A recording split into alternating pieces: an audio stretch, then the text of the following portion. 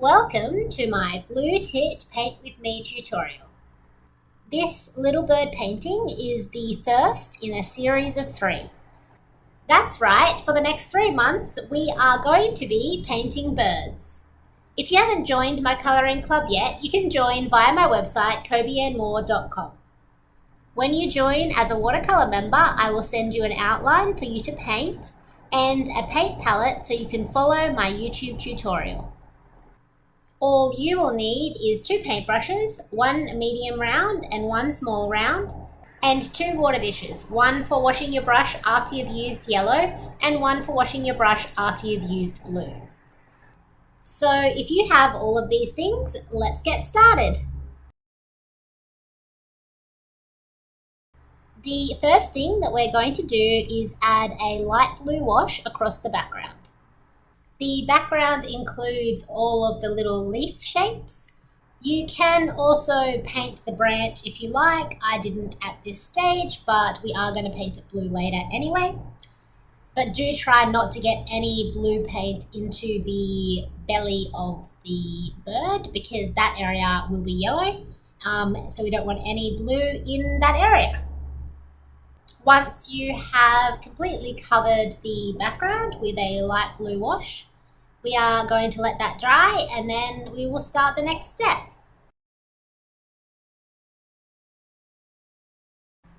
In step 2, we are going to paint the belly of the bird yellow.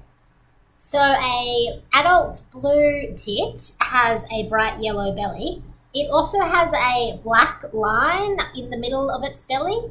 I used a little bit of creative license here and I didn't add the black line. But if you want to be more true to real life, you can add the black line onto the center of the belly. But art does not have to be an exact representation of real life. I like the way that the bird looks with a big bright yellow belly. As I always say, you don't have to follow my tutorial exactly. I encourage you to be as creative as you like. But what I did is I added a light yellow wash covering the belly and then I came back in with some more pigment to make it darker around the edges. And then when you are happy with your belly, we will let that dry before we move on to the next step. In this step, we are going to mix some yellow and blue pigment together on a separate palette. I'm using a palette lid here, but you don't need to use anything fancy. Just a jar lid would be fine, or the lid of an ice cream container, anything that you have that you can mix paint on. I don't often use a separate palette and mix the paints separately, as I like to work in layers. So what I usually do is put down my base color and then paint with my other color over the top and let these colors mix on the page. But in this case, these 2 pigments work better if you mix them before applying them to the page. All watercolor pigments are very different. Some are more transparent than others. Before I did this tutorial, I did some color testing using these 2 pigments, and I did find that if I wanted to get a lovely shade of green, the best thing for me to do is to mix them on a palette. So you can see what I'm doing here is getting lots and lots and lots of the yellow pigment, and then adding a small amount of the blue to make a lovely deep green color. And then I used this green to block in a base color for the branch. At a later stage, we will add some textures to this branch using the blue and the yellow pigment. But for now, we're just adding a base color. In step 4, we are going to add some water to the green color that we mixed earlier.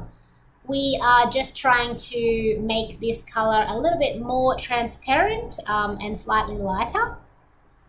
Then we are going to use this color to paint all of the leaves in the background. So switching to your small round brush, we are going to paint inside each of the leaves. I will just speed this video up so you can see the beginning to end.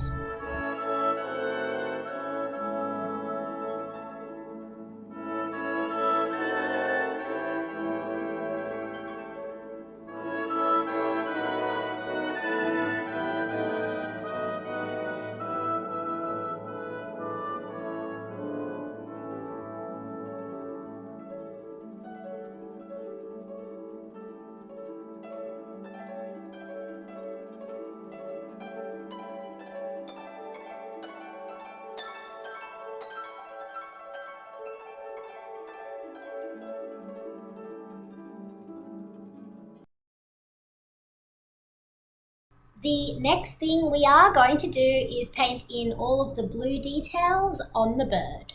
Using a medium shade of blue, so equal part water to pigment ratio, we are going to paint the bottom part of the beak all the way across the middle stripe of the head. This is including the eye, but we will also come back to the eye later to make it even darker. Try to avoid painting inside the little white dot on the eye, as that is the reflection. I know it's very, very small, but just try to paint outside of that little dot. And then continue to the back of the head and around the neck of the bird. You can paint these two areas a little bit darker than the middle stripe, but try to keep the middle stripe a medium tone blue, because we want to have some contrast between the darkness of the eye and the stripe across the bird's head when we later add pigment to the eye. Next, we will paint the top of the bird's head. So for this part, we are going to have darker pigment around the back of the head and then lighter towards the front of the head. So use your small round brush to add lots of pigment to the back of the head, and then use a little bit of water to create a gradient from the back of the head towards the front of the head, so it's lighter at the front. And also add some lighter pigment to the top half of the bird's beak. Before you do this, make sure the lower part of the beak is dry, because you don't want that part to bleed into the top. You want to be able to see the contrast between the top and the bottom part of the beak.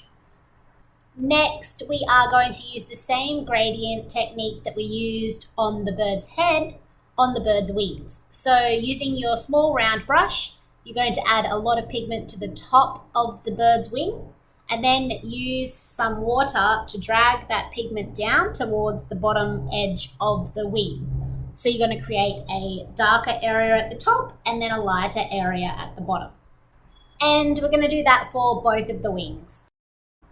The final area that we're going to paint blue is the tail. So with the tail, there is 3 different sections. What you're going to do is just paint each of these sections a different shade of blue. So I painted the bottom feather a medium tone, the one above it slightly darker, and the little pokey outy bit at the end the lightest. But you can choose whatever tones of blue that you like. The final thing that we're going to do as part of this step is to use a lot of dark blue pigment to paint the eye. So we want to make this area really dark, but try not to get inside of that little white dot, so you have a nice little light reflection in the bird's eye. And that is all of the blue details.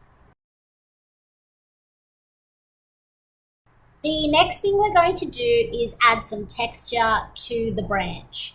So using the small round brush and some yellow pigment, we are going to add vertical lines to the branch.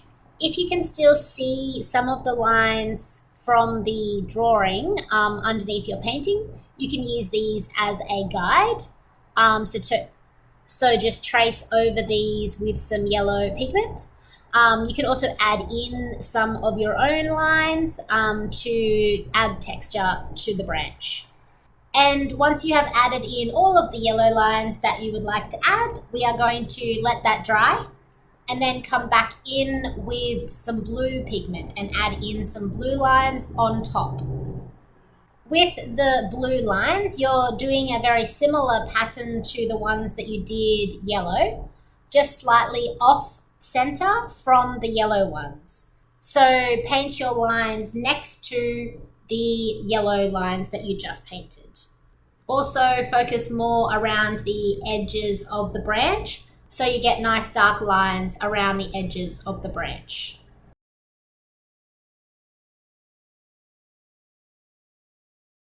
In step 7, we are just going to paint around the border. So I have chosen blue for my border. You might like to do green or yellow, or if you have another color paint, you can choose whatever color border you like. The first layer that I did for the border was too light, so it did take me a couple of goes to get it to the dark blue shade that I liked.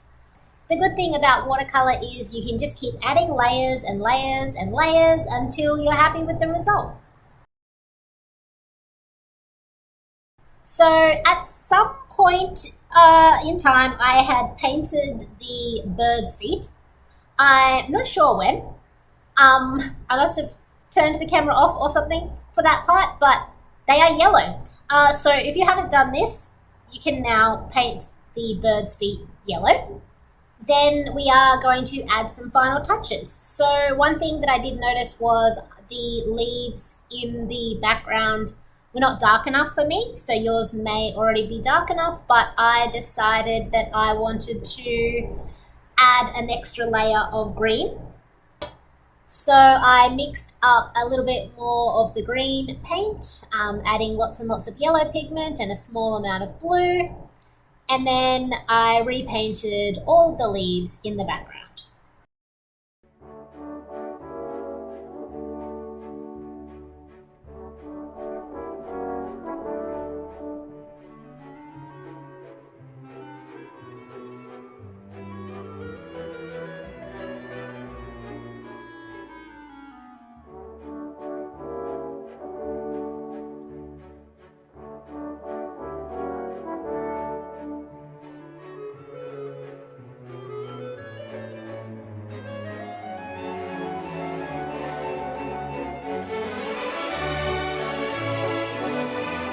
The final thing that I did was just to add a little bit of shading to the bird's feet using some green pigment.